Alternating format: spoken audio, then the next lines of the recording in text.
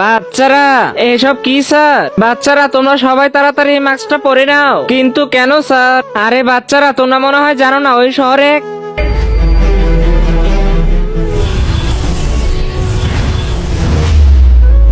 একটা বাবা ঘুরতেছে, আর যে এই মাস্কটা পরতাছে না ওর ফেসটাও খারাপ করে দিতেছে। কি বলেন স্যার? হ্যাঁ বাচ্চারা, আর আজকে যখন আসতেছিলাম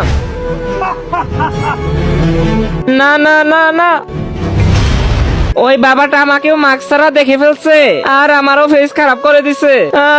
স্যার এই জন্যই বলতেছি বাচ্চারা তাড়াতাড়ি মাস্কটা পরে নাও। এই নাও। ঠিক আছে স্যার, কিন্তু বন্ধুরা দাঁড়াও। হ্যাঁ বাচ্চারা তাড়াতাড়ি বাড়িতে পলাও, আমি তো এই বাবাকে ধরেই ছাড়বো। পিপাসা স্যার, তুমি এখানে এই বাবাটার সাথে কি করতেছো? স্যার যখন আমি এই বাবাটাকে ধরতে গেছিলাম তখন আমি নিজেই ধরা পড়ে গেছি।